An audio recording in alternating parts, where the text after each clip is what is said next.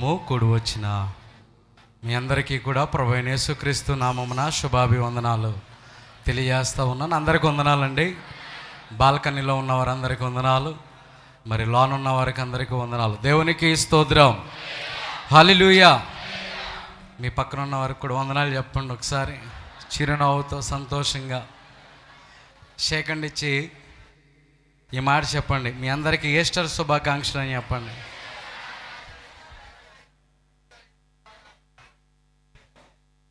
సంతోషంగా చెప్పట్లా. దేవునికి స్తోత్రం, హల్లెలూయా. దేవుడు తన మహాకృప చేత మనలను, మన కుటుంబాలను ఆయన నడిపిస్తూ ఉన్న విధానాన్ని బట్టి, కాపాడుతూ ఉన్న విధానాన్ని బట్టి దేవాది దేవునికి ఆయనకి ఏమిచ్చి ఆయన రుణాన్ని మనము తీర్చుకోలేం. దేవునికి స్తోత్రం, హల్లెలూయా. మరొకసారి మీ అందరికీ కూడా ఈస్టర్ శుభాకాంక్షలు. మంచిది. ఈరోజు దేవుని సన్నిధికి వచ్చిన మనము, దేవుని పాదాలు చెంతకొచ్చిన మనతో దేవుడు మనతో మాట్లాడబోతూ ఉండగా, మరి ఎక్కడ వారు అక్కడే మరి కూర్చున్నట్లయితే, నిశ్శబ్దంగా ఉన్నట్లయితే, మరి విలువైన సమయంలోనికి మనం వచ్చి ఉన్నాం కనుక, మరి శ్రేష్టమైన సమయంలో మనం ఉన్నాం. దేవుని యొక్క వాక్యాన్ని మనం వినబోతూ ఉన్నాం. మీ పక్కనున్న వారికి షేక్ హ్యాండ్ ఇచ్చి ఈ మాట చెప్పండి, పునరుద్ధానములో శక్తి. ఏంటంటండి, ఎక్కడ శక్తి అంట? పునరుద్ధానములో శక్తి. మరి పునరుద్ధానపు ఆశీర్వాదాలు దేవుడు మనందరికీ కూడా అనుగ్రహించునుగాక. ప్రపంచ దేశంలో దాదాపు 3 లక్షల మంది ప్రజలు దేవుళ్ళుగా, దేవతలుగా మరి ఈ లోకంలో కనబడుతూ ఉన్నారు. ఎంతమంది అంటండి? చెప్పాలి, ఎంతమంది అంట?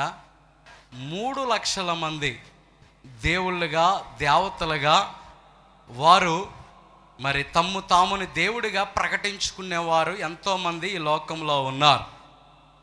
3 లక్షల మందిలో అనారోగ్యముతో చనిపోయిన వారు కొందరున్నారు, మరి హార్ట్ స్ట్రోక్తో చనిపోయిన వారు కొందరున్నారు, మరి వృద్ధాపాయములో చనిపోయిన వారు కొందరున్నారు, మరి బలహీనతలతో లేకపోతే రకరకాలైన వ్యాధులతో చనిపోయిన వారు చాలామంది ఉన్నారు. 3 లక్షల మందిలో ఎంతోమంది తమ్ముని తాముగా దేవుళ్ళుగా పిలిపించుకొని మేమే దేవుళ్ళుగా వారు పిలువబడుతూ ఈ లోకంలో చలామణిగా 3 లక్షల మంది దేవుళ్ళు, దేవతలుగా ఉంటే, మరి 3 లక్షల మంది దేవుళ్ళు, దేవతలు చనిపోతే 2,90,999 దేవుళ్ళు అందరూ కూడా మరణించే ఉన్నారు. కానీ ఒకే ఒక్క దేవుడు, తిరిగి లేచిన దేవుడు, ఆయనే మన ప్రభు అయిన యేసుక్రీస్తు వారు. ఈ లోకంలో పిలువబడుతూ ఉన్న దేవుళ్ళందరూ కూడా సమాధిలోనే ఉన్నారు. ఒకే ఒక్క దేవుడు సమాధిని గెలిచిన దేవుడై ఉన్నాడు, మరణాన్ని గెలిచిన దేవుడై ఉన్నాడు. ఆయనే నజరేయుడైన యేసు. దేవునికి స్తోత్రం, హల్లెలూయా. ఈరోజు పునరుద్ధానపులో ఉన్న శక్తిని గురించి మనం వింటూ ఉన్నాం. పునరుద్ధానపులో ఉన్న గొప్ప మేలును మనం చూడబోతా ఉన్నాం. దేవుని సన్నిధికి వచ్చిన మనము, దేవుని యొక్క ఎదుట కూర్చున్న మనతో ఈ దేశంలో ఒకే ఒక్క దేవుడు, ఈ ప్రపంచంలో తిరిగి లేచిన దేవుడిగా మనం చూస్తూ ఉన్నాం. మరి ఈ లోకంలో ఎంతోమంది తమను తాముగా ప్రకటించుకున్న అందరూ కూడా ఎక్కడుండిపోయారంటండి? సమాధిలోనే ఉండిపోయారు. కానీ ఒకే ఒక్క దేవుడు ఆ సమాధిని గెలిచిన దేవుడు, ఆయనే నజరేయుడైన యేసు. దేవునికి స్తోత్రం. 1991 సంవత్సరంలో మరి మిలిటరీలో మరి ఒక యవనస్తుడు మరి ఒక సైనికుడిగా పని చేస్తూ ఉన్నాడు.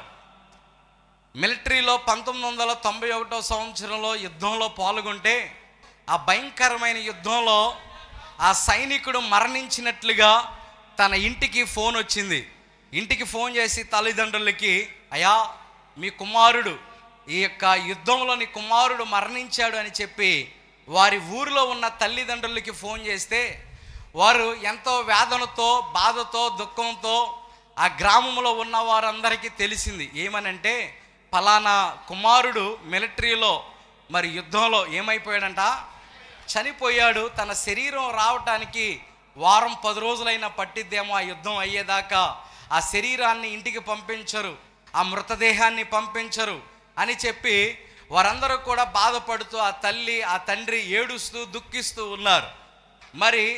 మరి చనిపోయిన తర్వాత ఒక రోజులో మరి భూస్థాపిత కార్యక్రమం చేస్తారు. మరి ఆ రోజు ఎంత పెట్టినా ఎంత తినమన్నా ఆ తల్లిదండ్రులు ఏమాత్రం ఆహారాన్ని తీసుకోరు. అలాంటిది మరి వీరు ఎన్ని రోజులు శరీరం రాలేదంట వాళ్ళ ఇంటికి, దాదాపు 1 వారం రోజులు పట్టిద్దన్నారు. అంటే వీళ్ళు 6 రోజుల పాటు నా కొడుకు చనిపోయాడని చెప్పి ఇంట్లో ఏం తింటాం మానేశారంట, ఆహారం తింటాం మానేశారు. చుట్టుపక్కల ఉన్నవారు అందరూ కూడా వచ్చి చెబుతూ ఉన్నారు, అయ్యా నీ కుమారుడు దేశం కోసం త్యాగం చేశాడు, మరి నీ కుమారుడు వీరమరణం పొందాడు అని చెప్పి ఎన్ని మాటలు చెబుతూ ఉన్నా తల్లిదండ్రులు మాత్రం దుఃఖాన్ని మాత్రం వేడటం లేదు. మరి 6వ రోజున తన ఇంటికి మరొకసారి ఫోన్ వచ్చింది. ఏమని ఏడుస్తూ ఆ ఫోన్ తీసే ఆ యొక్క ఫోన్లో ఒక మాట వినబడుతూ ఉంది, అమ్మా నేను చనిపోలేదు, నేను బ్రతికే ఉన్నాను. ఏమని మాట వచ్చిందంట, అమ్మా నేను చనిపోలేదు, నేను బ్రతికే ఉన్నాను అని. ఒక ఫోన్ వచ్చిన వెంటనే ఆమె సంతోషానికి అవధులు లేవు. ఆ యుద్ధంలో ఒకరిని చూసి నన్ను అనుకొని మీకు ఫోన్ చేశారు, నేను ఇక్కడ ప్రాణాలతో బాగానే ఉన్నాను అని చెప్పిన వెంటనే అప్పుడు వరకు తన ఇంటికి వచ్చి ఎవరైతే అమ్మా నువ్వు బాధపడొద్దు, ఏడవద్దు అని చెప్పి ఎవరైతే ఓదార్చారో ప్రతి ఇంటికి వెళ్ళి చెబుతూ ఉంది, నా కుమారుడు చనిపోలేదు, నా కుమారుడు బ్రతికే ఉన్నాడు. ప్రతి ఇంటికి ఆ గ్రామం అంతా కూడా తిరిగి చెబుతూ ఉన్న మాట ఏంటంటే, నా కొడుకు ఏమవలేదంట, చనిపోలేదు, నా కుమారుడు బ్రతికే ఉన్నాడు. ఈరోజు కూడా మనం కూడా చెప్పే మాట ఏంటంటే, నేను ఆరాధించే నా యేసయ్య చనిపోయి సమాధులు లేడు, కానీ నేను ఆరాధించే నా యేసయ్య ఏమై ఉన్నాడంట, తిరిగి లేచి ఉన్నాడు, ఆయన బ్రతికి ఉన్నాడు. చప్పట్లు కొడుతూ దేవుని నామాన్ని మహిమ పరుద్దాం. ఈరోజు దేవుని సన్నిధికి వచ్చిన మనము అలాగే 2026 సంవత్సరాల క్రితం నీ కొరకు నా కొరకు యేసు ప్రభువారు మన పాపముల కొరకై ఆయన శ్రమలో తన రక్తాన్ని కార్చి మరణించి 3వ రోజున తిరిగి లేచి ఉన్నాడు. ఈరోజు ఆయన యేసు ప్రభువారు తిరిగి లేచిన రోజు. మరి బైబిల్ పాత నిబంధన గ్రంథం ప్రకారం మరి శనివారం వారందరూ కూడా పరిశుద్ధంగా వారు ఆరాధించేవారు. ఈరోజు మనం ఆరాధించేది పునరుద్ధానపు ఆరాధన. ఏ ఆరాధన అంటండి? పునరుద్ధానపు ఆరాధనను మనం ఆరాధిస్తూ ఉన్నాం. ఆయన మన కొరకు శిలువలో నలగొట్టబడి పాపములను క్షమించి తిరిగి లేచాడు గనుకనే ఈరోజు మనం పునరుద్ధానపు ఆరాధనలో మనం అందరం కూడా మరి పాలు పంపులు పొందుతూ ఉన్నాం. మరి దేవుని సన్నిధికి వచ్చిన మనతో దేవుడు మాట్లాడుతూ ఉన్నాడు. ఈరోజు యేసు ప్రభువారు తిరిగి లెగుస్తాడు అనే విషయాన్ని ఆయనతో పాటు ఉన్నవారు, ఆయనతో పాటు తిరిగిన వారు, ఆయనతో పాటు ఎన్నో మేలులు పొందుకున్నవారు మర్చిపోయారు. ఏమనంట, ఆయన తిరిగి లెగుస్తాడు. అందుకనే లూకా సువార్త 24వ అధ్యాయంలో మనం చూస్తూ ఉన్నాం. 7-8 వచనాల్లో మనం చూసినట్లయితే, మనిషి కుమారుడు పాపిష్టులైన మనుషుల చేతికి అప్పగింపబడి సిలువ వేయబడి 3వ దినమందు లేవవలసి ఉన్నదని ఆయన మీతో చెప్పిన మాట జ్ఞాపకము చేసుకొనుడని వారితో అనిరి. దేవునికి స్తోత్రం. శిష్యులకు జ్ఞాపకం లేదు. ఏమనంటే ఆయన 3వ రోజున తిరిగి లెగుస్తాడని. ఈరోజు అనేక మంది 40 రోజులు ఉపవాస దినాలు మరి ఆచరిస్తారు. 40 రోజులు వైట్ అండ్ వైట్ అన్నీ వేసుకొని చక్కగా మరి ఆచరిస్తూ ఉంటారు. కానీ 41వ రోజున అంతా కూడా యథా మామూలే. 40 రోజులు మరి 40 రోజులు నాన్ వెజ్ తినలేదు, 41వ రోజున తినేస్తారు.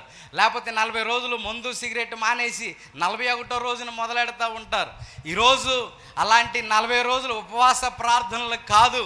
మనము జ్ఞాపకం ఉంచుకోవాల్సింది ఆయన పునరుద్ధానుడై ఉన్నాడు అనే విషయాన్ని మనము జ్ఞాపకం ఉంచుకోవాలి. దేవునికి స్తోత్రం.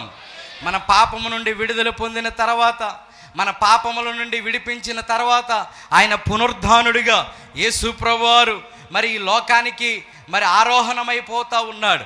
మరలా ఎప్పుడయ్యా ఆయన తిరిగి వచ్చేదంటే ఆయన రెండో రాకడలో ఆయన మరలా ఏమవుతున్నాడంట, తిరిగి రాబోతూ ఉన్నాడు. అందుకని మత్తయి సువార్తలో 27వ అధ్యాయంలో మనం చూసినట్లయితే శత్రువులకి జ్ఞాపకం ఉంది. 62-63 వచనాన్ని మనం చూసినట్లయితే మరునాడు అనగా సిద్ధపరచు దినమునకు మరుసటి దినమున ప్రధాన యాజకులను పరిసయ్యులను పిలాతు వద్ద కూడి వచ్చి, అయ్యా ఆ వంచకుడు సజీవుడై ఉన్నప్పుడు 3 దినములైన తర్వాత నేను లేచెదనని చెప్పినది మాకు జ్ఞాపకము ఉన్నది. దేవునికి స్తోత్రం. ఎవరికి జ్ఞాపకం ఉందంటండి? ఎవరికి జ్ఞాపకం ఉందంట? శత్రువులకు జ్ఞాపకం ఉంది. ఆయన 3 రోజులైన తర్వాత లెగుస్తాడు అనే విషయం మరి శత్రువులకి జ్ఞాపకం ఉంది, కానీ ఆయనతో పాటు తిరిగిన వారికి ఏమి లేదంటండి, జ్ఞాపకం లేదు. ఈరోజు సిలువలో వచ్చిన మరి మార్పు, సిలువలో వచ్చిన యొక్క మార్పు ఏంటంటే 3 విషయాలు చెప్పి నా వాక్యంలోనికి ముందుకు వెళ్తాను. మొట్టమొదటిగా మీ పక్కన ఉన్న వారికి షేకండి ఇచ్చి మాట చెప్పండి, సిలువలో వచ్చిన మార్పు ఎక్కడొచ్చిందంటండి? మొట్టమొదటిగా సిలువలో వచ్చింది మార్పు. ఎక్కడొచ్చిందంట? సిలువలో వచ్చింది. పునరుద్ధానానికి ముందు సిలువ అనేక మందికి మరి మానవ జాతి అందరికీ కూడా ఒక భయాందోళన. మరి రోమా సైనికులు ఎవరైనా తప్పు చేస్తే, ఎవరైనా పాపము చేస్తే, ఒక రాజ్యానికి వ్యతిరేకంగా జీవిస్తే వారు సిలువ మరణాన్ని వేస్తారు. దొంగలకు, హంతకులకు, దోపిడీదారులకు, హత్యలు చేసేవారికి, మరి మోసం చేసేవారికి అందరికీ కూడా సిలువలో మరణం వేస్తారు. సిలువలో మరణం అంటే మామూలు విషయం కాదు. చిత్రహింసలు పెట్టి బ్రతికుండగానే తనని ఎంతగానో తన అవయవాలన్నీ కూడా చీల్చివేసి తన ప్రాణము మరి కొన ఊపిరితో వదిలి మరి అంత చిత్రహింసలు పెట్టి సిలువలో మరి వేలాడదీస్తూ ఆ యొక్క మరణం అనేది చాలా భయంకరంగా ఉండేది. ఎప్పుడు వరకు అంటే పునరుద్ధానానికి ముందు వరకు. మరి ఘోరమైన కిరాతకులకు మరి వేసే శిక్ష మరణ శిక్ష. ఒకప్పుడు సిలువ మరణం అంటే ఎంతోమందికి భయం వేసేది.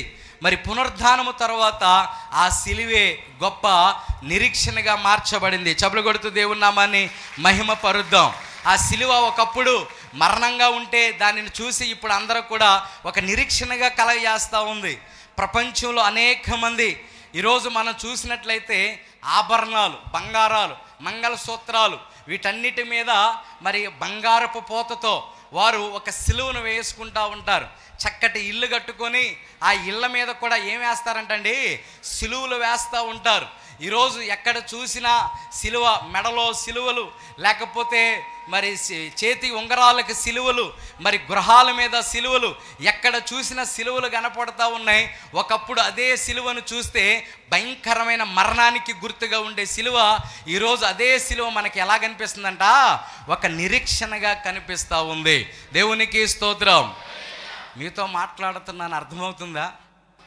ఒకప్పుడు సిలువ ఎలా ఉండేదంట, భయంకరంగా ఉండేది. ఇప్పుడు సిలువ ఎలా ఉందంట, నిరీక్షణగా ఉంది. ఈరోజు ఒకప్పుడు సిలువను చూస్తే భయపడేవాళ్ళు, ఈరోజు సిలువను చూస్తే వారు ఒక నిరీక్షణగా భావిస్తూ ఉన్నారు.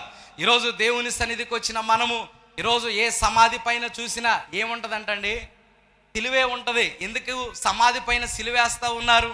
మరి మన ఒంటి మీద, మన ఉంగరాలకి, మన మెడలో ఎందుకు సిలువ ధరించుకుంటా ఉన్నాం అంటే, సిలువను చూస్తే ఒకప్పుడు భయపడే ప్రజలు ఈరోజు అదే సిలువను మనం భుజాల మీద, గుండెల మీద మోస్తున్నాము అంటే కారణం ఏంటంటే, ఒకప్పుడు సిలువను చూస్తే భయపడే వాళ్ళు ఇదే సిలువలో యేసయ్య రక్తము చిందించిన తర్వాత మనందరికీ కూడా ఏమొచ్చిందంటండి, ఒక గొప్ప నిరీక్షణ వచ్చింది.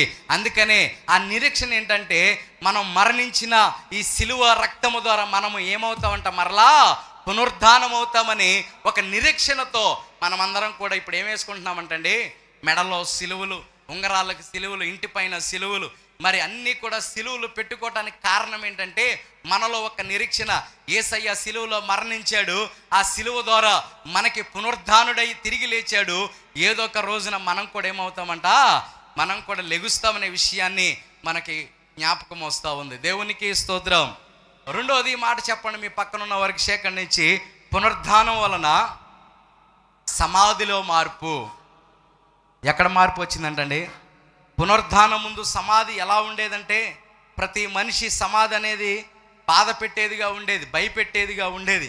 మనిషి జీవితం ముగింపు అయిపోయిందిరా, వీడి జీవితం ఇక క్లోజ్, వీడి చాప్టర్ క్లోజ్, వీడి జీవితం ఇంతటితో కథ సమాప్తం అయ్యింది అని అనుకుంటా ఉంటాం. అందుకనే బయట లోకంలో చనిపోయాడరా, అయిపోయిందిరా అంటారు. కానీ క్రైస్తవులో మాత్రమే క్రీస్తునందు వీరేమయ్యారంట, నిద్రించి ఉన్నారు. ఎలా ఉన్నారంటండి? ప్రభునందు నిద్రించి ఉన్నారు. మనం చనిపోయాము, అయిపోయిందని అన్నాం, ఇది కేవలము తాత్కాలికమైనదే. ఎందుకనంటే యేసయ్య పునరుద్ధానములో ఎలా లేపబడ్డాడో రేపటి రోజున నీవు నేను కూడా ఏమవుతామంటండి, లేపబడతా ఉన్నాం. దేవునికి స్తోత్రం. మత్తయి సువార్త 28వ అధ్యాయము 6వ వచనంలో మనం చూసినట్లయితే, ఆయన ఇక్కడ లేడు, తాను చెప్పినట్లే ఆయన లేచి ఉన్నాడు. దేవునికి స్తోత్రం. అందరం కూడా చెప్తాం, ఆయన ఇక్కడ లేడు, ఆయన ఇక్కడ లేడు, తాను ముందు చెప్పినట్లే ఆయన లేచి ఉన్నాడు. ఏమై ఉన్నాడంట? ఆయన లేచి ఉన్నాడు. దేవునికి స్తోత్రం. మరి యేసు ప్రభువారు మరి సమాధిలో మార్పు వచ్చింది. ఈరోజు లోకంలో ఏ ఒక్కరి సమాధి అయినా మూయబడి ఉన్నది, కానీ ఒకే ఒక్క సమాధి మాత్రమే అయిందంట, తెరచబడి ఉంది. ఈరోజు అన్ని సమాధులు మూయబడి ఉన్నాయి, ఒకే ఒక్క సమాధి తెరిచి ఉన్నట్లుగా మనం చూస్తూ ఉన్నాం. ఈరోజు దేవుని సన్నిధికి వచ్చిన మనము సిలువలో మార్పు వచ్చింది. రెండోది ఎందులో వచ్చిందంట? సమాధిలో మార్పు వచ్చింది. మూడో మాట చెప్పండి మీ పక్కనున్న వారికి సేకరించి, మరణంలో మార్పు వచ్చింది. 1 కొరింథీయులు రాసిన పత్రిక 15వ అధ్యాయము 51వ వచనాన్ని మనం చూసినట్లయితే, యేసు ప్రభువారు మన కొరకు ఎలాగో మరణించాడో తిరిగి లెగుస్తానంటా ఉన్నాడు. 1 కొరింథీయులు రాసిన పత్రిక 15వ అధ్యాయం 51, 52. ఇదిగో మీకు ఒక మర్మము తెలుపుచున్నాను, మీకు ఒక మర్మము తెలుపుచున్నాను, మనమందరము నిద్రించము గాని నిమిషములో ఒక్క రెప్పపాటున కడబూరం రోగగానే మనమందరము మార్పు పొందుదము. దేవునికి స్తోత్రం. హల్లెలూయా. మరి ఒక్క నిమిషంలోనే, ఒక్క రెప్పపాటులోనే మనమందరము కూడా కడబోర ఓదగానే మనలో ఏమొచ్చేసిందంటండి, గొప్ప మార్పు వస్తూ ఉంది. మొట్టమొదటిగా దేనిలో మార్పు వచ్చిందంట? సిలువలో మార్పు వచ్చింది. రెండవది సమాధిలో మార్పు వచ్చింది. మూడవది మరణములో మార్పు వచ్చింది. దేవునికి స్తోత్రం. మరి దేవుని సన్నిధికి వచ్చిన మనము ఒక శాస్త్రవేత్త ఫ్రాంక్ మోరిసన్ అనే వ్యక్తి కొన్ని సంవత్సరాల క్రితం యేసయ్య పునరుద్ధానుడయ్యాడు, ఆయన తిరిగి లేచాడు అంటే ఆయన నమ్మలేదు. నేను యేసయ్య తిరిగి లేచాడంటే నేను నమ్మను, ప్రపంచానికి నిజాలు తెలియాలి అని యెరూషలేము దేశానికి వెళ్ళి యేసయ్య ఎక్కడ సిలువ వేయబడ్డాడో, యేసయ్య ఎక్కడ మరి మరణించాడో ఆ స్థలానికి వెళ్ళి అన్ని పరిశోధనలు చేసి ఒక పుస్తకాన్ని రాశాడు. హూ మూద మరి స్టోన్ అని చెప్పి ఒక పుస్తకాన్ని రాశాడు. ఆయన అంటా ఉన్నాడు, యేసయ్య నిజంగానే పునరుద్ధానుడై ఉన్నాడు. చప్పలు కొట్టుతూ దేవుని నామాన్ని మహిమపరుద్దాం. ఆయన అన్నాడు, ఈ ప్రపంచానికి తెలియాలి ఎవరు పునరుద్ధానం అవ్వలేడు, ఎవరో తిరిగి లెగలేడు, ఎవరు చనిపోయిన వారు ఎవరో బయటికి రాలేరు అని చెప్పి ఒక స్టేట్మెంట్ ఇవ్వాలని చెప్పి వెళ్ళాడు. అక్కడ అన్నీ కూడా పరీక్షించిన తర్వాత చెబుతూ ఉన్న మాట ఏంటంటే, ఆయన ఏమై ఉన్నాడంట, యేసయ్య పునరుద్ధానుడై ఉన్నాడు అని స్టేట్మెంట్ ఇస్తూ ఉన్నాడు. యేసుక్రీస్తు వారి పునరుద్ధానాన్ని అయ్యాడని వాస్తవం. ఈరోజు మనం పునరుద్ధానము కూడా వాస్తవమే. ఈ ప్రపంచంలో ఏ వ్యక్తి కూడా మరణము ముందు ఓడిపోవాల్సిందే. ఈ ప్రపంచంలో ఏ వ్యక్తి అయినా సరే మరణము ముందు సాగిలి పడాల్సిందే. ఈ ప్రపంచంలో ఏ ఒక్కరైనా సరే మరణానికి ముందు మరి ఏమీ కూడా చేయలేని పరిస్థితి. ఈ లోకంలో ధనవంతుడైనా, పేదవాడైనా, కోటీశ్వరుడైనా, మరి అధికారి అయినా, లేకపోతే దేశ రాజు అయినా, మరి ఎలాంటి పదవిలో ఉన్నా మరి మరణానికి ప్రతి ఒక్కరు కూడా ఏమవ్వాల్సిందేనంట, సాగిలి పడాల్సిందే. మరణానికి ఏముండదంట, తారతమ్యము లేదు. ప్రతి ఒక్కరిని కదిలించింది మరణము. అందుకని మైకిల్ జాక్సన్ నేను 150 సంవత్సరాలు బ్రతకాలి అని చెప్పి గుండెకి ఒక డాక్టరు మరి అవయవాల్లో ఉన్న ప్రతి ఒక్క అవయవానికి ఒక్కొక్క డాక్టర్ని తన చుట్టూ పెట్టుకొని ఎన్నో కోట్ల రూపాయలు ఖర్చు పెట్టి తాను విలాసవంతమైన జీవితాన్ని జీవిస్తూ ఆయన అనుకున్నాడు, నేను ఈ లోకంలో అందరికంటే ఎక్కువ కాలం బ్రతకాలి, 150 సంవత్సరాలు బ్రతకాలి. డాక్టర్లను పెట్టుకున్నాడు. ఏదైనా అవయవం పాడైతే అవయవాన్ని మార్చడానికి డోనర్స్ని పెట్టుకున్నాడు. అందరినీ చుట్టూ పెట్టుకున్నాడు. అలాంటి పెట్టుకొని 150 సంవత్సరాలు బ్రతకాలనుకున్న ఆయన ఆశ కేవలం ఎన్ని సంవత్సరాలకి చనిపోయాడంట, కేవలం 30 సంవత్సరాల్లోనే ఆయన జీవితాన్ని ముగించి వేసినట్లుగా మనం చూస్తూ ఉన్నాం. ఎన్ని సంవత్సరాలు బ్రతకాలనుకున్నాడు, ఎన్ని సంవత్సరాలకి చనిపోయాడంట, కోట్ల రూపాయలు ఎన్నో. ఆయన ఒకసారి మన భారతదేశానికి వచ్చి ఒక డ్యాన్స్ కార్యక్రమంలో ఆయన చక్కగా సంగీతకారుడు పాటలు పాడుతూ ఉంటే అక్కడ ఉన్న వారందరూ ఉర్రుతలుగి ఆయన పాటల కోసం కొన్ని లక్షల మంది మరి కోట్ల మంది ప్రజలు వచ్చి ఆ యొక్క స్టేడియంలో కూర్చుంటే ఒకసారి ఒక ఆమెకి షేక్ హ్యాండ్ ఇస్తే వారం రోజులు చేయి గడుక్కోలేదంట. ఎందుకనంటే నా చేయిని ఎవరు పట్టుకున్నారంట, మైకిల్ జాక్సన్ పట్టుకున్నాడని చెప్పి ఆ చేయితో అన్నం తింటల్లా ఏం చేయట్లేదంట, ఆ చేయిని ఇలాగే పెట్టుకొని తిరుగుతూ ఉందంట. బహుశా ఆమె వాటేసుకొని ఉంటే స్నానం కూడా చేసేది కాదేమో. మరి చేయి పట్టుకున్నందుకే నెల రోజులు ఆ చేయిని నన్ను ఎవరు పట్టుకున్నారంట, మైకిల్ జాక్సన్ నా చేయి పట్టుకున్నాడు అని చెప్పి అలాగే ఉండిపోయింది. ఈరోజు నిన్ను నన్ను ఎవరు పట్టుకున్నారో తెలుసా, నజరేయుడైన యేసు నీ పాపములో నా పాపములో సిలువలో కడగవేసి మన కొరకై పునరుద్ధానుడై తిరిగి లేచి ఉన్నాడు. దేవునికి స్తోత్రం. అందుకని ఈరోజు యేసయ్య తిరిగి లేచాడు అనటానికి కొన్ని రుజువులు మీ ముందు ఉంచి నా మాటలు ముగిస్తాను. కొన్ని విషయాలు మీ ముందు జ్ఞాపకం చేస్తాను. చాలా రుజువులు ఉన్నాయి, కానీ మరి క్లుప్తం మేరకు ఒక 10 రుజువులు లేకపోతే ఒక 12 రుజువులు యేసు ప్రభు వారు పునరుద్ధానుడయ్యాడు అని రుజువు చేసిన కొన్ని విషయాలు మీ ముందుంచి నా మాటలు నా అంశాన్ని నేను ముగిస్తాను. అందుకనే ఈరోజు పునరుద్ధానంలో ఏముందంటండి, గొప్ప శక్తి ఉంది. సిలువలో ఏమొచ్చిందంట, సిలువలో ఏమొచ్చిందంట, సమాధిలో ఏమొచ్చిందంట, మరణంలో ఏమొచ్చిందంట, మార్పు వచ్చింది. ఈరోజు యేసయ్య పునరుద్ధానుడయ్యాడు అనటానికి కొన్ని రుజువులు. మొట్టమొదటిగా మీ పక్కన ఉన్న వారికి మొట్టమొదటి రుజువు చెప్పండి, యేసయ్య పునరుద్ధానుడయ్యాడని రుజువు ఏంటంటే లేఖనాలు నెరవేర్చబడ్డాయి. మొట్టమొదటి రుజువు ఏంటంట చెప్పాలి. ఏమున్నాయంటే మీ పరిశుద్ధ గ్రంథాన్ని పైకి ఎత్తండి, మీ కుడి హస్తంతో పైకి ఎత్తండి అందరూ కూడా. ఏడు మన కెమెరామ్యాన్ అందరూ కూడా కొంచెం పైకి ఎత్తుదాం అందరూ కూడా. దేవునికి స్తోత్రం, హల్లెలూయా. బైబుల్ లేని వారు ఇంకెవరైనా ఉన్నారా? కొన్ని చేతులు కనపడతలా. మంచిది. ప్రతి ఆదివారం మందిరానికి ఏముండాలంట, మన చేతిలో బైబుల్ ఉండాలి.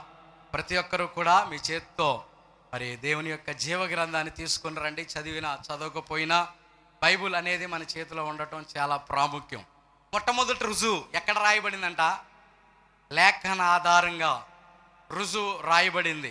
ఏమని రాయబడిందంటే కన్యక గర్భవతి అయి కుమారుని కనెను అని ఎక్కడ రాయబడిందంట, ముందే ప్రవచనాలు నెరవేర్చబడ్డాయి, లేఖనాల్లో చెప్పబడతా ఉన్నాయి. యేసు ప్రభువారు పరిచర్య చేస్తాడు అని లేఖనాల్లో రాయబడ్డాయి. యేసు ప్రభువారు మరణిస్తారు అని ముందుగానే ఈ లేఖనాల్లో రాయబడ్డాయి. యేసు ప్రభువారు 3 దినాలు అయిన తర్వాత తిరిగి లెగుస్తాడు అని చెప్పి ఎక్కడ రాయబడి అంట, లేఖనాలు. మత్తయి సువార్త 5వ అధ్యాయము 18వ వచనాన్ని మనం చూసినట్లయితే, మత్తయి సువార్త 5వ అధ్యాయము 18వ వచనం, ఆకాశమును భూమియు గతించిపోయినే గాని ధర్మశాస్త్రమంతయు నెరవేరు వరకు దాని నుండి ఒక పొల్లైనను ఒక సున్నాయినను తప్పిపోదని నిశ్చయముగా మీతో చెప్పుచున్నాను. దేవునికి స్తోత్రం.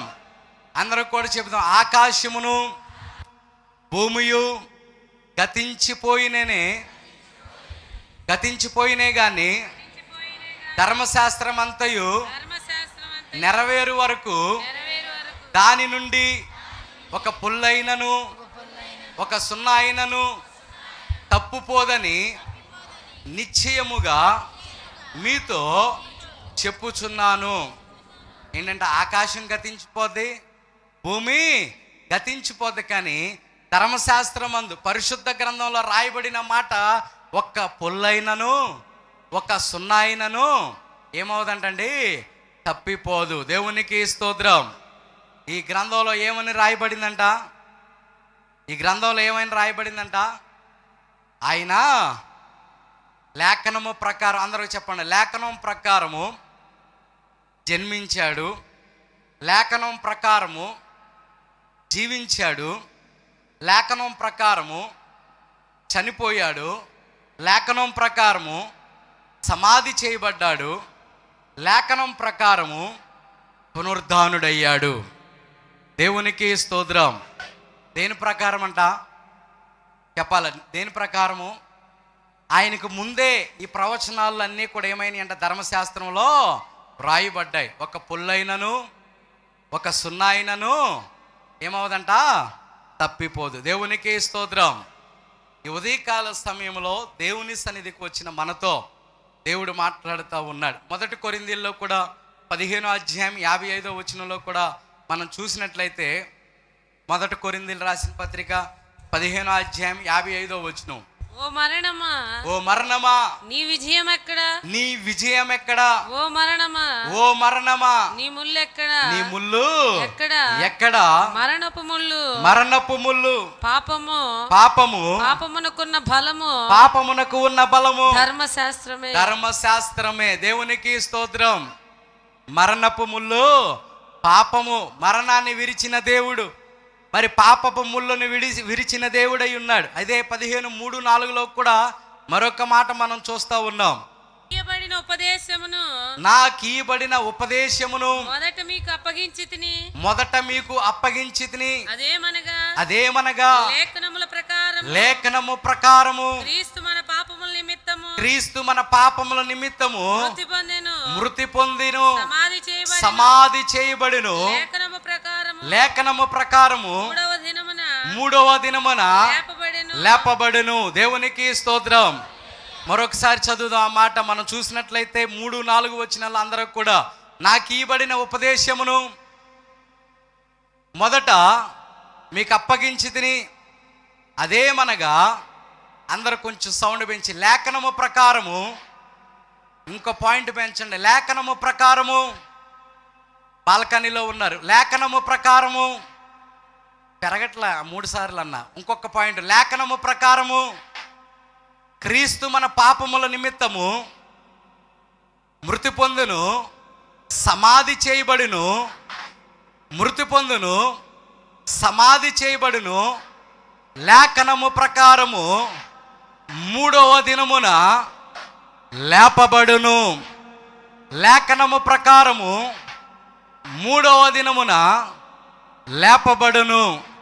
చప్పలు కొడుతూ దేవుని నామాన్ని మహిమ పరుద్దాం. ఏ ప్రకారం అంటండి?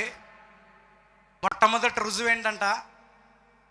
యేసయ్య పునరుద్ధానుడయ్యాడు అంటానికి మొట్టమొదటి రుజువు ఏంటి? లేఖనము నెరవేర్చబడింది. లేఖనము ప్రకారము మూడవ దినాన ఆయన లేచాడు. మొట్టమొదటి రుజువు ఏదైనా ఉంది అంటే మన యొక్క పరిశుద్ధ గ్రంథమే, ధర్మశాస్త్ర గ్రంథమే. అందుకని యువత పెద్దలు, రోమా సైనికులు, యేసు ప్రభువారు తిరిగి లేగలేదు, ఆయన మృతి పొంది ఉన్నాడు, ఆయన మరి పైకి పునరుద్ధానుడు అవ్వలేదు అని అనేక రీతిలుగా మరి లోకాన్ని, సమాజాన్ని మభ్య పెట్టాలని చూశారు. కానీ మరి అసత్యము ఎప్పుడు కూడా ఓడిపోతానే ఉంటుంది. నిజం ఎలాంటిదంట? నిజం ఎలాంటిదంట? నిప్పు లాంటిది. ఏమన్నారంటే, అయ్యా మేమందరం నిద్రపోతూ ఉంటే, మేమందరం పడుకొని ఉంటే మరి యేసు ప్రభు వారి శిష్యులు వచ్చి యేసయ్యని ఎత్తుకెళ్ళిపోయారని చెప్పి ఒక ప్రచారం చేశారు.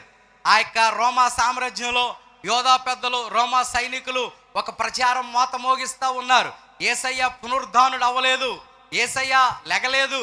మరి యేసు ప్రభు వారి శిష్యులే ఆయన చనిపోతే మేము నిద్రపోతూ ఉన్నప్పుడు వచ్చి ఏం చేశారంట చెప్పాలి? ఏం చేశారన్నారంట?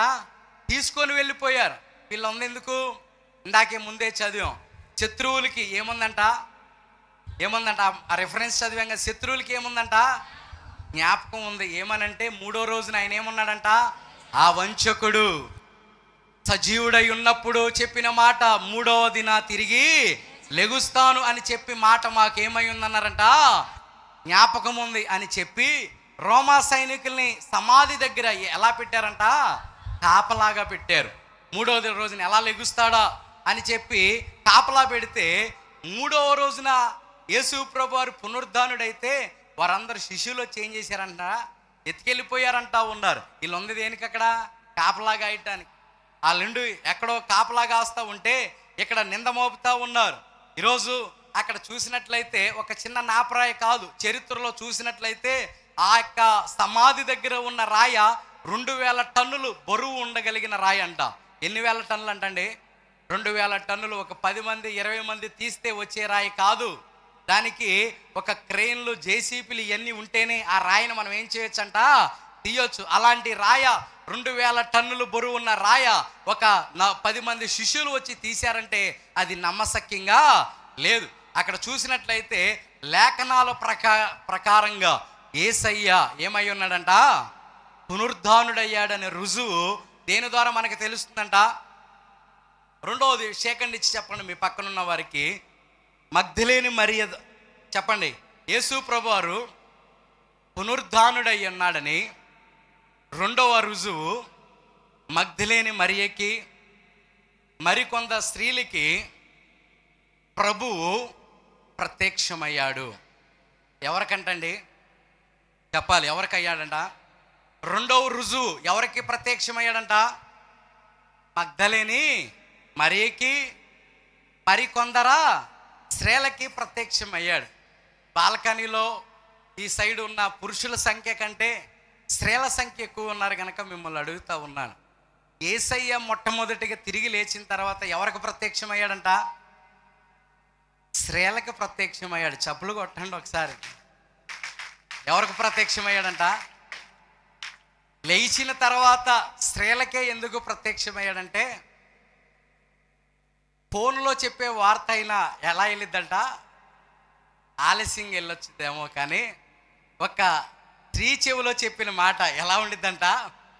అది ఎక్కడా ఆలస్యంగా ఉండదు. ఉత్తరమైన లేటుగా వెళ్ళిద్దేమో, వేరే దేశాలకి ఉత్తరమైన ఎలా వెళ్ళిద్దంట? లేటుగా వెళ్ళిద్ది. కానీ ఒక స్త్రీకి ఒక విషయం తెలిస్తే ఆ విషయం ఎలా ఉంటుందంట? అన్ని ఊర్లు తెలిసిపోవాల్సి కాదు. కానీ యేసయ్య ఎందుకు స్త్రీకే మొట్టమొదటిగా ప్రత్యక్షమయ్యాడంటే, అందరూ కూడా స్త్రీ అంటే చిన్న చూపుకు చూసేవారు ఆ రోజుల్లో. ఏ రోజుల్లో అంటండి? ఆ రోజుల్లో. ఈ రోజుల్లో చిన్న చూపు చూస్తే ఎవరికి ఫోన్ చేస్తారు? రోజెక్కకి ఫోన్ చేస్తారు. ఎవరికంట? ఎవరికి ఫోన్ చేస్తారంట? మా ఆయన నన్ను చూడటం లేదు అని చెప్పి రోజెక్కకి ఫోన్ చేస్తారు. ఇంకేమున్నాయంట కార్యక్రమాలు? ఏమున్నాయంట? చాలా ఉన్నాయంట. ఈరోజు చిన్న చూపు చూస్తే మరి ఈరోజు అమెరికాలో అంట ఉదయం లేచిన వెంటనే నా హనీ అని చెప్పి వారికి బెడ్ కాఫీ ఇవ్వాలంట. ఏమి ఇవ్వాలంటండి? బెడ్ కాఫీ ఇవ్వకపోతే వాళ్ళు ఫోన్ చేస్తే పోలీసులు వచ్చి తీసుకెళ్ళిపోతారంట భర్తని. అందుకని వారు పొద్దున్నే లేచి ఇష్టం ఉన్నా లేకపోయినా ఏమని పిలుస్తారంట? నా తేనె అని పిలుస్తారంట. కొంచెం ముందుకు జరగండి అమ్మ తేనెలందరూ. కొంచెం ముందుకు జరిగితే వెనకమాలు వచ్చే వారికి అవకాశం ఉంటుంది. కొంచెం ఇంకొంచెం ముందుకు జరిగండి. దేవునికి స్తోత్రం, హల్లెలూయా. స్త్రీ అంటే చిన్న చూపు చూసేవారు, స్త్రీ అంటే విలువ లేనిదిగా ఎంచేవారు, స్త్రీ అంటే గౌరవం లేనిదిగా ఉండేది. స్త్రీ అంటే స్త్రీ మాట ఎవరు వినేవారే కాదు. ఏ రోజుల్లో చెప్పాలి? ఏ రోజుల్లో అమ్మ చెప్పాలి? ఏ రోజుల్లో అంట స్త్రీ మాట అసలు ఎవరు వినేవారే కాదు. ఈ రోజుల్లో స్త్రీ ఏదంటే అదే. ఒక ఎస్పీ గారు ఆఫీస్కి వెళ్ళి పోలీస్ స్టేషన్కి వెళ్ళి చెప్తా ఉన్నాడు, నేను పోలీస్ స్టేషన్లో అడుగు పెడితే కానిస్టేబుల్ నుంచి హెడ్ కానిస్టేబుల్ ఆ పోలీస్ స్టేషన్లో ఉన్నవారందరూ గడగడలాడిపోతూ ఉంటారు. అదే నన్ను చూస్తే అందరూ గడగడలాడతారు. నేను ఇంటికి వెళ్తే మా భార్యను చూసి నేను గడగడలాడుతున్నా అన్నాడంట. పక్కనే సిఐ గారు అన్నారంట, నువ్వే కాదురా అబ్బాయి, నా పరిస్థితి కూడా అదే. పోలీస్ స్టేషన్లో అందరూ దొంగలేమి మనుషులేమి అందరూ నన్ను చూసి గడగడలాడితే నేను మా ఆవుని చూసి ఏం ఆడుతున్నానంట, గడగడలాడుతున్నా అన్నాడంట. నవ్వుతున్నారు అయ్య గారు, ఆడే ఉంటారు. తొందరగా పంపించేశారు. అయితే మరి ఎస్ఐ గారు, సిఐ గారు, నేను అందరూ నన్ను చూసి గడగలాడితే నేను మా ఆవుని చూసి గడగలాడు. అందుకే మగవాడు బయట చూస్తానికి ఎలా కనిపిస్తాడంట, సింహంలాగా కనిపిస్తాడు. ఇంట్లోకి వెళ్ళంగానే ఏమైపోతాడంట, పిల్లిలాగా మారిపోతాడు. ఆనాడు స్త్రీ మాట అంటే ఏమి లేదంటండి, విలువ లేదు. ఆనాడు స్త్రీ మాట అంటే లెక్క లేదు. ఆనాడు స్త్రీకి గౌరవించేవారు కాదు. మరి ఈరోజు మరి స్త్రీ మాటే అందరూ కూడా. అందుకని జ్ఞానవంతురాలు తన ఇల్లుని, ఇంకో స్త్రీ ఉంటుందంటగా, అదేం చేసిద్దంట, మూడరాలు ఏం చేసిద్దంట, ఇళ్ళని రాళ్ళన్నీ కూడా పెరికి వేసుకుంటా ఉంటుంది. ఏం చేసిద్దంటండి, పెరికి వేసుకునేది. జ్ఞానవంతురాలు ఇల్లు కట్టుకుంటే 3 రాళ్ళు ఏం చేసిద్దంట, పెరికి వేసుకుంటా ఉంటుంది.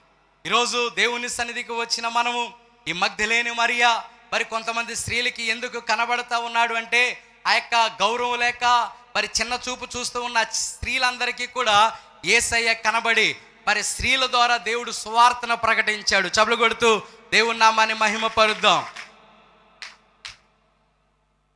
ఈరోజు ఈ సమాజంలో నిన్ను తృణీకరించబడితే, ఈ సమాజంలో నిన్ను వెలివేయబడితే, ఈ సమాజంలో నిన్ను చిన్న చూపు చూస్తుందేమో, దేవుడు అంటా ఉన్నాడు, చిన్న చూపు చూస్తూ ఉన్న స్త్రీ ద్వారానే ఈరోజు ఆయన పునరుద్ధానుడై ఉన్నాడు అని ఒక రుజువు అందరికీ తెలియపరుస్తూ ఉన్నాడు. దేవునికి స్తోత్రం.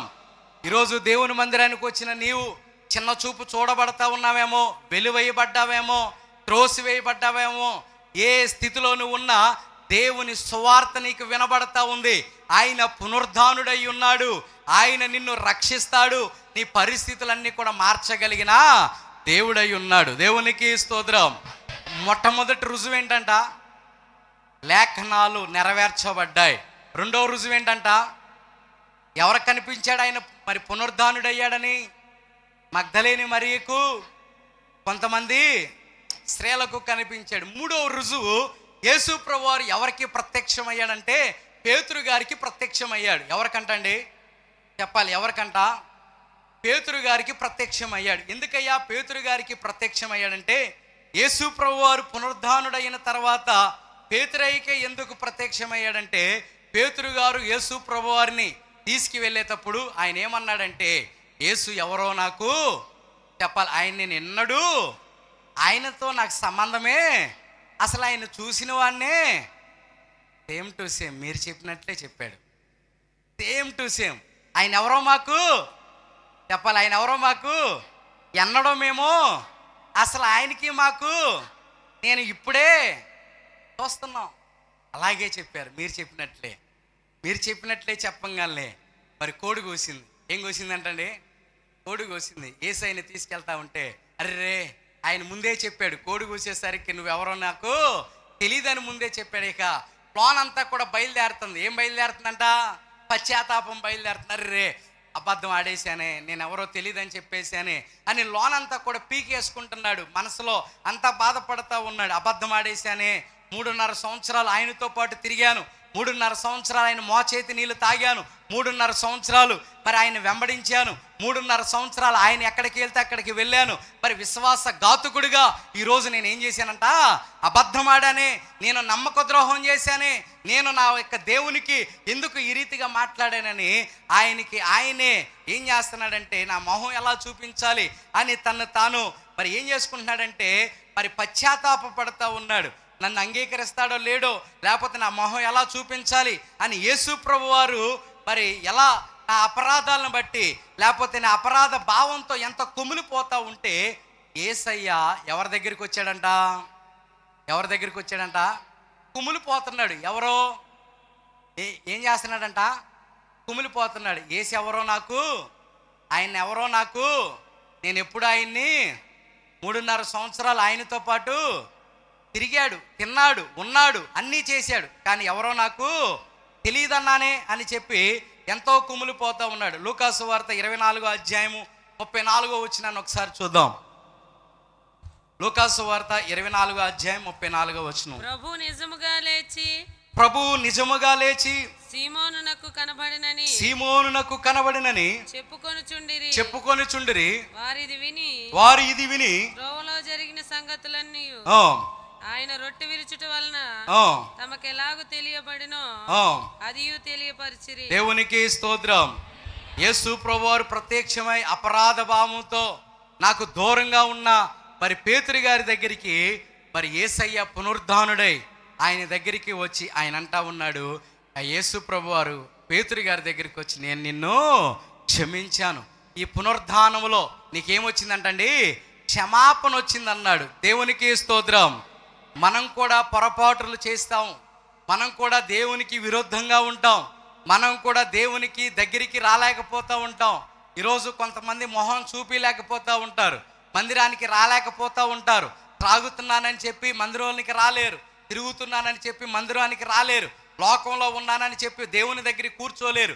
ఎందుకనంటే వారిలో ఒక అపరాధ భావం ఏంటంటే నేను దేవుడికి ఎలా ఉన్నానంట, దూరంగా ఉన్నాను. అపరాధ భావంతో ఉన్న ప్రతి ఒక్కరికి పేతురు దగ్గరికి దేవుడు ప్రత్యక్షమై చెబుతూ ఉన్న మాట ఏంటంటే ఈ పునరుద్ధానపు శక్తి ద్వారా మన అపరాధములన్నిటినీ కూడా ఆయన ఏం చేశాడంట, క్షమించి వేశాడు. చప్పలు కొడుతూ దేవుని నామాన్ని మహిమ పరుద్దాం. దేవునికి స్తోత్రం.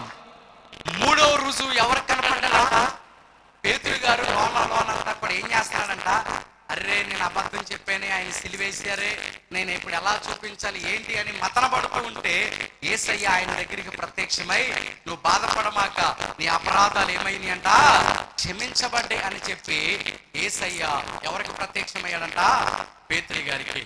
మొట్టమొదటిగా రుజువేంటంట, రెండవ రుజువేంటంట మగ్దలేని మరియ స్త్రీలకి, మూడో రుజువు ఏంటంట, నాలుగో రుజువు చెప్పండి మీ పక్కన ఉన్న వారికి షేకండి ఇచ్చి. ఎమ్మాయి గ్రామంలో వెలుచున్న ఇద్దరు శిష్యులకు ప్రత్యక్షమయ్యాడు.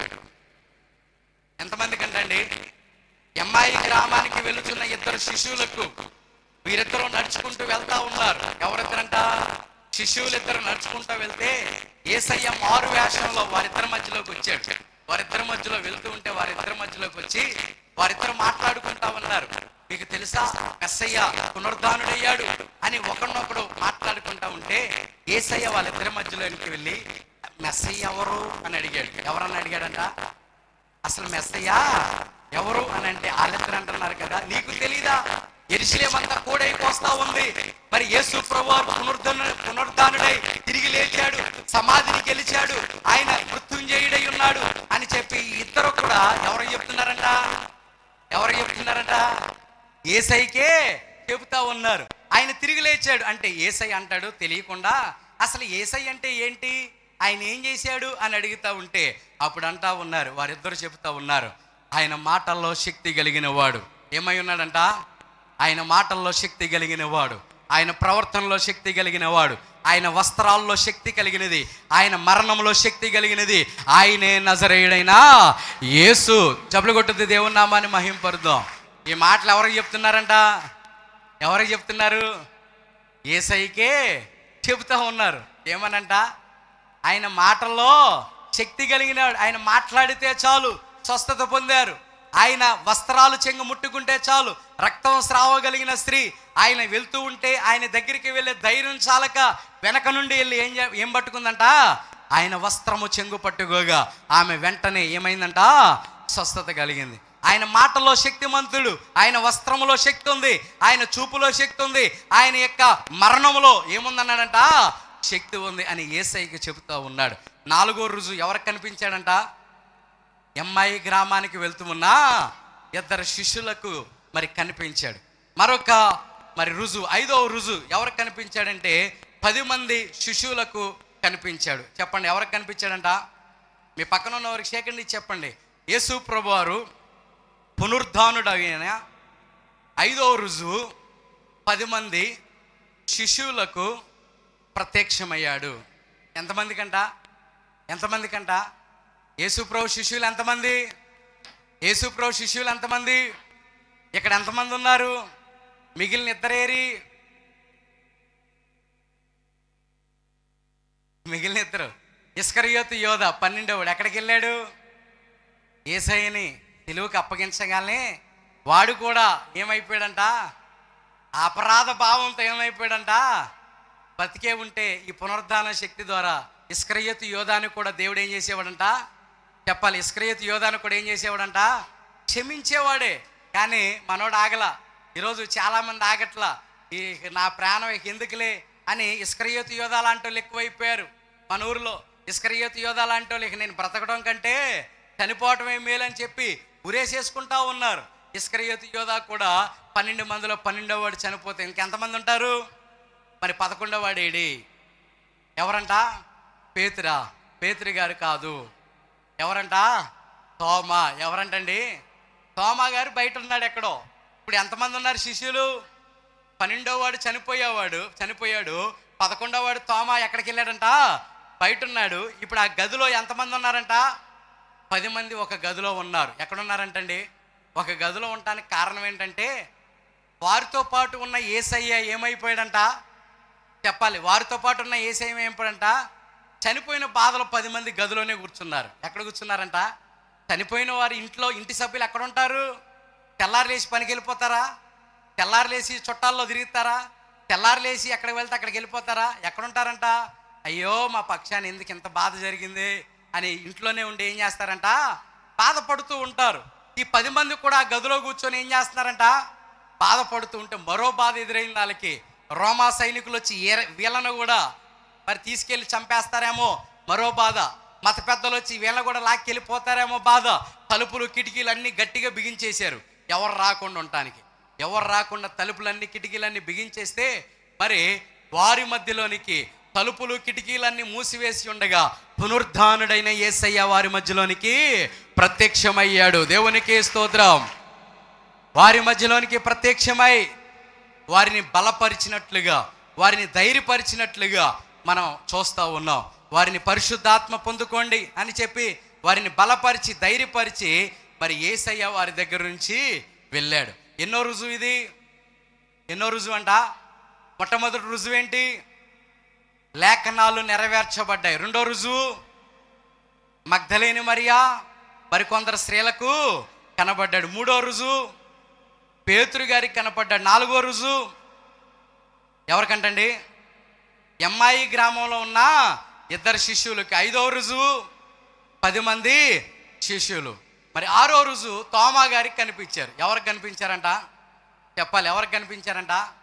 ఇప్పుడే ఈ 10 మంది గదిలో ఉన్నారు. యేసయ్య వారి దగ్గరికి వచ్చి ప్రత్యక్షమై మరి ఆయనకి బలపరిస్తే వెంటనే తోమా గారు తలుపు కొడుతున్నాడు. ఏం కొడుతున్నాడంట? చెప్పాలి. ఏం కొడుతున్నారు? అప్పటికే యేసయ్య వారికి ప్రత్యక్షమై ఏమయ్యాడంట? వెళ్ళిపోయాడు. అప్పుడు యేసయ్య వెళ్ళిన వెంటనే తోమా గారు తలుపులు కొడుతున్నారు. రే తలుపులు తీయండి, రోమా సైనికులు రాలా, నేనే తోమా వచ్చానని ఏమంటున్నాడంట? 10 మందికి కేకలు వేస్తాం, మనోడేరా వచ్చింది అని చెప్పి వీళ్ళందరూ ఏం చేశారంట? జాయిగా తలుపులు తీసి లోనకి పిలిచారు. ఎక్కడికి వెళ్ళావు అని చెప్పేసి మీకు ఒక విషయం చెప్పాలి. యేసయ్య ఇప్పుడే పునరుద్ధానుడై తిరిగి వచ్చాడు, యేసయ్య వచ్చాడు అని చెప్పి 10 మంది ఒక్కొక్కరు ఒక్కొక్క ఆనందాన్ని వ్యక్తపరుస్తూ ఉంటే ఆపండ్రా, మీరు నమ్మితే నమ్మారు, నేను మీకులాగా నేను నమ్మను. నేను ఎందుకు నమ్ముతా? చనిపోయినోడు ఎట్టొస్తాడు? నేను నమ్మాలంటే ఆయన గాయాల్లో, చెప్పాలి, నేను నమ్మాలంటే ఆయన గాయాల్లో ఏలు పెడితే నమ్ముతా. అప్పుడు యేసయ్య నేను వీళ్ళందరూ కనపడ్డాను చాలే అనుకోలా. వెంటనే యేసు ప్రభు వారు ఎవరికి ప్రత్యక్షమయ్యాడంట? మరలా తోమా గారికి ప్రత్యక్షమై, తోమా నీ సందేహం ఏముంది, ఇట్రా నా గాయాల్లో వేలు పెట్టు అని చెప్పి ఆయన ఏమంటున్నాడంట? ఆయన గాయాలను చూపిస్తాము. అందుకని అక్కడ ఇంకో మాట అంటాడు.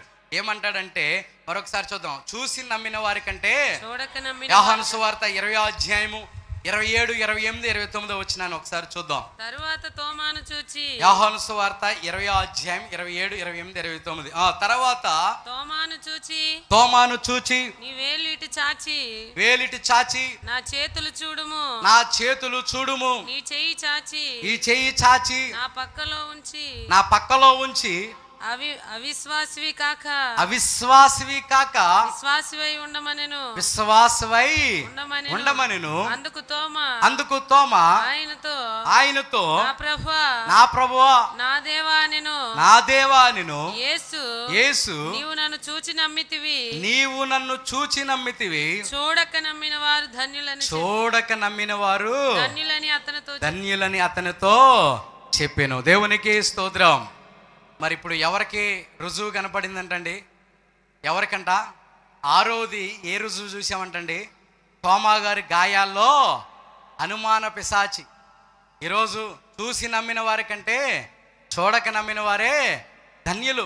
మొట్టమొదటి రుజువు ఏంటంటే యేసయ్య పునరుద్ధానుడై ఉన్నాడని లేఖనాలు నెరవేర్చబడ్డాయి. రెండవది ఆయన మగ్ధలేని మరియకు స్త్రీలకు కనబడ్డాడు. మూడవది పేతురు గారికి కనబడ్డాడు. నాలుగవది ఎమ్మాయి గ్రామంలో 2 శిష్యులకి కనబడ్డాడు. 5వది 10 మంది శిష్యులకు కనపడ్డాడు. 6వది తోమా గారికి కనపడ్డాడు. 7వది 500 మందికి ప్రత్యక్షమయ్యాడు. ఎవరికంటండి చెప్పండి? 7వ రుజువు ఏంటంటే చెప్పండి ఈ మాట. 7వ రుజువు ఏంటంటే యేసయ్య పునరుద్ధానుడై ఉన్నాడని 500 మందికి ప్రత్యక్షమయ్యాడు.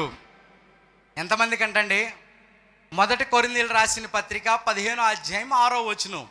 ఇక్కడ ఎంతమందికి కనిపించాడో ఇక్కడ రాయబడి ఉందో చూడండి ఒకసారి. అటు పిమ్మట 500లకు ఎక్కడ ఎంతమందికి అంటమ్మా చెప్పాలి? ఎంతమందికి అంట? 500 మందికి ఎక్కువైన సహోదరులకు ఒక్క సమయమందే కనబడెను. వీరిలో అనేకులు ఇప్పటి వరకు నిలిచి ఉన్నారు, కొందరు నిద్రించి ఉన్నారు. దేవునికి స్తోత్రం. అందరూ కూడా చెప్తాం. అటు పిమ్మట 500 ఎక్కువగా ఆయన 500కి ఎక్కువైన సహోదరులకు ఒక్క సమయమందే కనబడెను. ఎంతమందికి కనబడ్డాడంట? ఎప్పుడు కనిపించాడంట? ఒక్క సమయమందే వారందరికీ కనిపించాడు.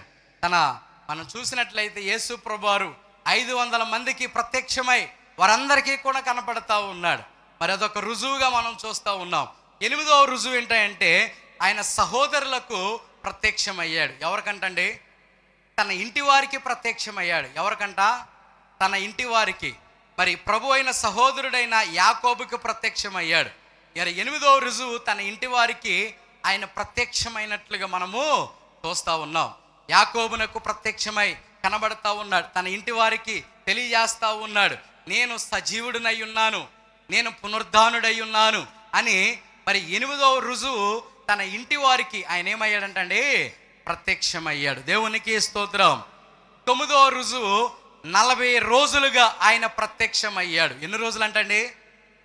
9వ రుజువు ఎన్ని రోజులు కనిపించాడంట? అపోస్తుల కార్యాలు 1వ అధ్యాయం 3వ వచనం చూడండి ఒకసారి. అపోస్తుల కార్యాలు 1వ అధ్యాయము 3వ వచనం. ఆయన శ్రమ పడిన తర్వాత 40 దినముల వరకు. ఎన్ని రోజులు అంటండి? 40. చక్కగా రాయండి. అందులో అక్కడ ఏమనుందంటండి? 40 దినముల వరకు వారికి అగపడుచు దేవుని రాజ్య విషయములను గూర్చి బోధించుచు అనేక ప్రమాణములను చూపి రుజువులను చూపి వారికి తన్ను తాను సజీవునిగా కనపరుచుకొనెను. దేవునికి స్తోత్రం.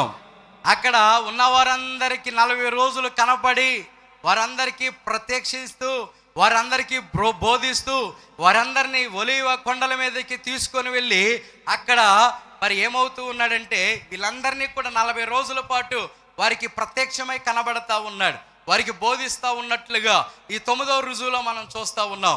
10వ రుజువు మనం చూసినట్లయితే అందరూ కూడా చెప్పండి. 10వ రుజువు పరలోకానికి ఆరోహణమయ్యాడు. ఎక్కడికి వెళ్ళాడంటండి? ఎన్నో రుజువు అంటే ఇది? అపోస్తుల కార్యాలు 7వ అధ్యాయము 55, 56, 57 వచనాల్లో మనం ఇక్కడ లేఖనాల్లో మనం చక్కగా చూడగలుగుతాం. అయితే అతడు పరిశుద్ధాత్మతో నిండుకొనిన వాడై ఆకాశం వైపు తేరి చూచి దేవుని మహిమను యేసు దేవుని కుడి పార్శ్వమందు నిలిచి ఉండుటను చూచి ఆకాశము తెరవబడుటయు మనిషి కుమారుడు దేవుని కుడి పార్శ్వమందు నిలిచి ఉండుటయు చూచుచున్నానని చెప్పాను. దేవునికి స్తోత్రం. హల్లెలూయా. అక్కడ మరందరూ కూడా ఆయన పరలోకములో వెళుతున్నట్లుగా, ఆకాశము తెరవబడినట్లుగా ఆయన పరలోకానికి వెళ్తున్నట్లుగా ఆ యొక్క కొండ మీద ఉన్న వారందరూ కూడా యేసు ప్రభువారు ఆయన తండ్రి ఎదుట ఆయన సింహాసనం ఎదుట ఆయన కుడిపార్శ్వమున కూర్చున్నట్లుగా ఆ యొక్క కొండ మీద ఉన్న వారందరూ కూడా ఏం చేస్తున్నారంట? చూస్తూ ఉన్నారు. దేవునికి స్తోత్రం. ఆయన వెళ్ళిన ఆ సమయము మరలా ఎప్పుడు వస్తాడో తెలుసా? ఆకాశము తెరవబడి యేసయ్య ఆరోహణమై ఆయన కుడిపార్శ్వం మీద కూర్చున్నాడు. మరలా ఆయన ఎప్పుడు వస్తాడో తెలుసా? రెండో రాకడలో ఆయన మరలా ఆకాశము తెరవబడి మరలా మన మధ్యలోనికి రాబోతా ఉన్నాడు. దేవునికి స్తోత్రం. ఆయన వచ్చే ముందు కొన్ని సూచనలు, దేశం మీదకి దేశము, దేశాల్లో కరువులు, దేశంలో తెగుళ్ళు, దేశంలో యుద్ధాలు ఇవన్నీ కూడా జరుగుతాయని చెప్పారు. మరి యేసయ్య చెప్పినట్లుగానే ప్రస్తుతం ఉన్న దినాల్లో మన అందరికీ కూడా కళ్ళ ముందు ఏం కనిపిస్తున్నాయి అంట? కరోనా లాంటి తెగుళ్ళు కనిపిస్తూ ఉన్నాయి. మరి దేశాల మీదకి దేశాలు యుద్ధాలు జరుగుతూ ఉన్నాయి. ఎన్నో భయంకరమైన పరిస్థితులు కనబడతా ఉన్నాయి. వీటన్నిటికీ సూచన ఏంటంటే ఆకాశము తెరవబడి వెళ్ళిన ఆయన మరలా త్వరగా ఆయన ఏమవబోతున్నాడంట? రాబోతా ఉన్నాడు. చప్పలు కొడుతూ దేవుని నామాన్ని మహింపరుద్దాం. ఆయన త్వరగా మన మధ్యలోనికి రాబోతా ఉన్నాడు. మరి ఇప్పటి వరకు ఎన్ని రుజువులు చూసామంటండి? ఎన్ని రుజువులంట? మొట్టమొదటి రుజువు ఏంటంట? లేఖనాలు నెరవేర్చబడ్డాయి. రెండో రుజువు మగ్దలేని మరియా స్త్రీలకు కనబడ్డాడు. మూడో రుజువు చెప్పండి అమ్మా? పేతురు గారికి. నాలుగో రుజువు ఎమ్మాయి గ్రామంలో 2 శిష్యులు. 5వ రుజువు 10 మంది శిష్యులు. 6వ రుజువు తోమా గారికి. 7వ రుజువు ఎవరికమ్మా?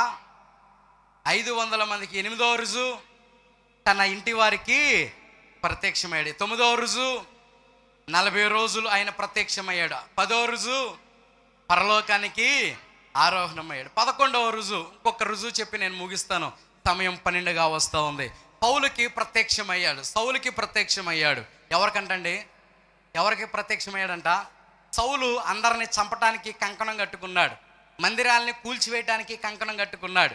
రోమా సామ్రాజ్యానికి వెళ్ళి ఆయన ఒక అధికార లేఖనం తీసుకున్నాడు. ఎవరైనా క్రైస్తవుడిగా పిలువబడితే వాడిని తక్షణమే ఏం చేయాలనుకున్నాడంట?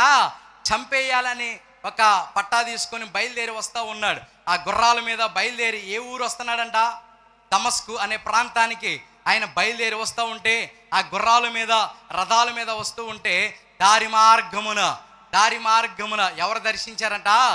యేసయ్య ఎవరికి దర్శించాడంట? సౌలుని దర్శించాడు. అప్పుడు సౌలు గుర్రం మీద నుంచి కింద పడిపోయి ఎవడో రాను నన్ను పడేసింది అని చెప్పి దేవుణ్ణి కేకలు వేస్తూ ఉంటే అప్పుడు ఆయన అంటా ఉన్నాడు, నీవు సౌలా సౌలా నీవేళ నన్ను హింసించుచున్నావు. తనతో ఒక స్వరము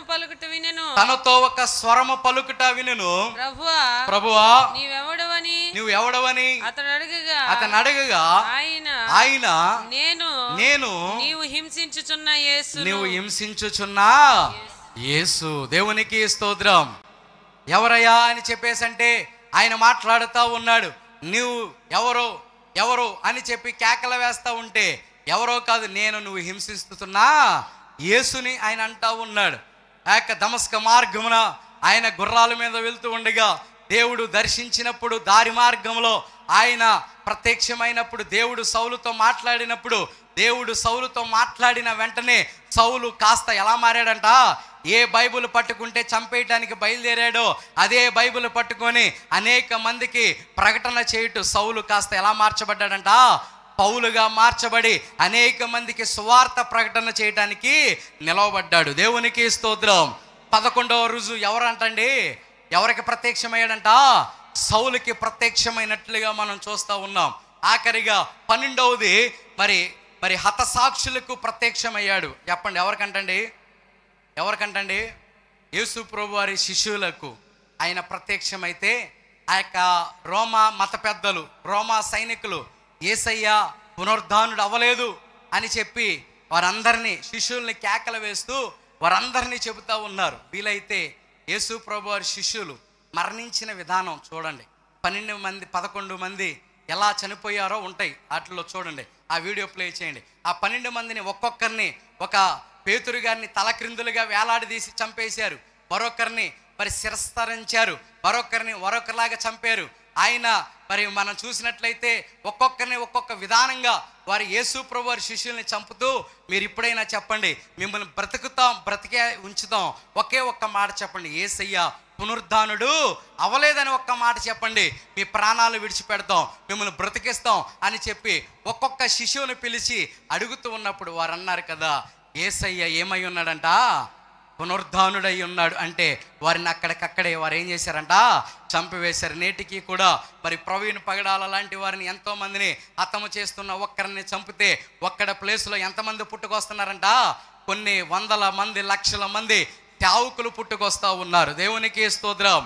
ఇక్కడ హతసాక్షులుగా వీరందరూ కూడా ఏమయ్యారంటే వారి ప్రాణాలు అర్పించారు. ఒక్కరినన్నా చెప్పండి పునరుద్ధానుడు అవలేదని చెప్పండి అని శిష్యులు అడుగుతూ ఉంటే ఏ ఒక్క శిష్యుడు ఏమో చెప్పలేదంట, ఆయన పునరుద్ధానుడయ్యాడు మేమెలా చెప్పమంటామని చెప్తే వారందరినీ కూడా చిత్రహింసలు పెట్టి శిష్యులందరినీ కూడా ఏం చేశారంట, చంపివేసి ఉన్నారు. ఈరోజు ఎన్ని రుజువులు మనం చూస్తున్నామంటండి.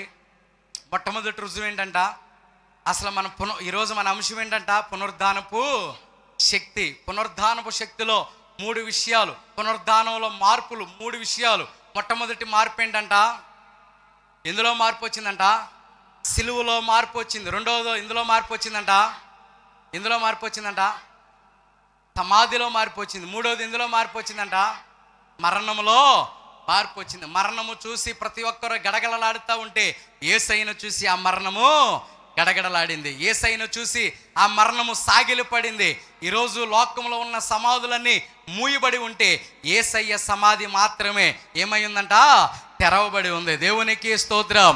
యేసయ్య సమాధి మాత్రమే తెరవబడి ఉండటానికి అనేక రుజువులు ఉన్నాయి, కానీ 12 రుజువులు మనం విన్నాం. మొట్టమొదటి రుజువు ఏంటంట, లేఖనాలు నెరవేర్చబడ్డాయి. రెండవ రుజువు మగ్దలేని మరియ స్త్రీలకు కనబడ్డాడు. మూడవ రుజువు పేతురు గారికి కనబడ్డాడు. నాలుగో రుజువు ఎమ్మాయి గ్రామం 2 శిష్యులకు కనపడ్డాడు. 5వ రుజువు ఎవరికంట, 10 మంది. 6వ రుజువు తోమా గారికి ప్రత్యక్షమయ్యాడు. 7వ రుజువు ఎవరికంటమ్మా, 500 మందికి ప్రత్యక్షమయ్యాడు. 8వ రుజువు తన ఇంటి వారికి ప్రత్యక్షమయ్యాడు. 9వ రుజువు 40 రోజులు ఆయన ప్రత్యక్షమయ్యాడు. 5వ రుజువు 10వ రుజువు పరలోకానికి ఆరోహణమయ్యాడు. 11వ రుజువు సౌలుకి ప్రత్యక్షమయ్యాడు, పౌలుగా మార్చబడ్డాడు. ఆఖరి రుజువు హతసాక్షులకు ప్రత్యక్షమయ్యాడు. దేవునికి స్తోత్రం. యేసయ్య సమాధిలో గెలిచిన దేవుడై ఉన్నాడు. దేవునికి స్తోత్రం. ఆయన సమాధిలో లేడు, ఆయన సమాధిలో లేడు, ఆయన సమాధిలో లేడు. ఆయన సమాధిని తెరిచిన దేవుడు, మరణాన్ని గెలిచిన దేవుడు. మరణమాని ముల్లెక్కడ, మరణమాని విజయం ఎక్కడ, మరణమాని ముల్లెక్కడంటే ఆ మరణాన్ని ముళ్ళుని దేవుడు ఏం చేశాడంట, విరిచిన దేవుడై ఉన్నాడు. దేవునికి స్తోత్రం. అట్టి పునరుద్ధానపు శక్తి దేవుడు మనందరి మీదకి దిగువచ్చునుగాక. ఆమేన్. ప్రార్థన చేసుకుందాం. తలలో వంచినట్లయితే దేవుని సన్నిధానానికి వచ్చిన మనము ప్రార్థన చేసుకుందాం.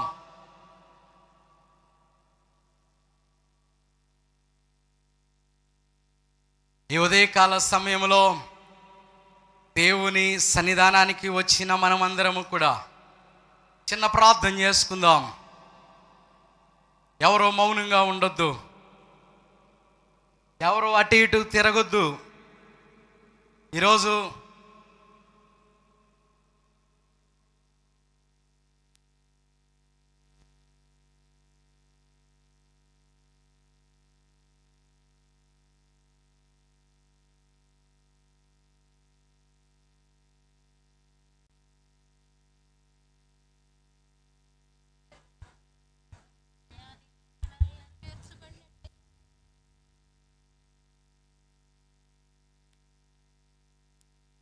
అందరం కూడా ప్రార్థన చేసుకుందాం. చిన్నమ్మగారి ప్రార్థనలో నడిపిస్తారు. ఏ ఉదయకాల సమయంలో దేవుని మందిరానికి వచ్చిన మనము, దేవుడు నీతో నాతో మాట్లాడుతూ ఉన్నాడు. ఈ పునరుద్ధానపు శక్తి ద్వారా దేవుడు నిన్ను నన్ను బలపరుస్తూ ఉన్నాడు. సిలువలో మార్పు వచ్చింది, మరణంలో మార్పు వచ్చింది, ఏ సమాధిలో మార్పు వచ్చింది, ఆయన తిరిగి లేచాడు అని ఎన్నో రుజువులు మనకి కనబడతా ఉన్నాయి. సజీవుడైన యేసును నువ్వు గుర్తిస్తా ఉన్నావా? సజీవుడైన యేసు దగ్గర నువ్వు మొరపెడతా ఉన్నావా?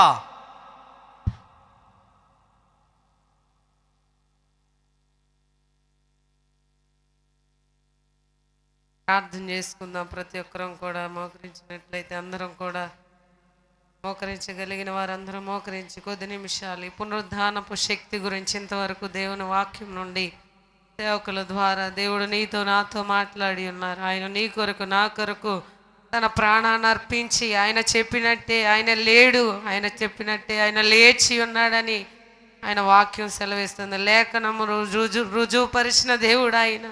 ఈరోజు ఆయన సజీవుడైన దేవుడు, ఆయన విమోచకుడైన దేవుడు. నా పాప దోషములు ఆయన విమోచించడానికి ఆయన ఈ లోకానికి వచ్చిన దేవుడు అయి ఉన్నాడు. ఈరోజు లేఖనములు నెరవేరబడ్డాయి. లేఖనముల ప్రకారం ఆయన జీవించాడు, లేఖనముల ప్రకారం ఆయన మరణించాడు, లేఖనముల ప్రకారం ఆయన పునరుద్ధానుడయ్యాడు. దేవుని సన్నిధిలో దేవుని బిడ్డలమైన మనము, రక్షించబడిన మనము, దేవుని బిడ్డలుగా పిలువబడుతున్న మనము దేవుని సన్నిధిలో ఎటు రీతిగా మనం జీవిస్తూ ఉన్నామో ఈ ఉదయకాల సమయంలో మనమందరము కూడా జ్ఞాపకం చేసుకుందాం. ఇంకా దేవుని గాయాలు దినదినము లేపేవారుగానే ఉన్నామేమో, దినదినము ఆయన సిలువకు అప్పగిస్తానే ఉన్నామేమో. దేవుని సన్నిధిలో దేవుని బిడ్డలమైన మనము, రక్షించబడిన మనము అనేకులకు మాదిరిగా జీవించలేకపోతున్నామేమో. నిన్ను బట్టి దేవుడు దుఃఖిస్తూ ఉన్నాడేమో. దేవుని సన్నిధిలో ప్రార్థన చేసుకుందాం. ప్రతి ఒక్క నోరు తెరిచి ప్రార్థన చేద్దాం. ఆయన విమోచకుడై ఉన్నాడు. ఆయన శత్రువులకి 3వ దినమున లేస్తాడన్న విషయం వారి జ్ఞాపకం ఉన్నది. ఈరోజు వారి శిష్యులకే, ఆయనతో నడిచిన శిష్యులకే జ్ఞాపకం లేకుండా పోయినది. దేవుని సన్నిధికి వస్తున్న మనకే ఆయన లేచి ఉన్నాడని, ఆయన సజీవుడై ఉన్నాడని, ఆయనకు విశ్వాసులకు తండ్రి అని మనము దినదినము కూడా మర్చిపోతానే ఉన్నాం.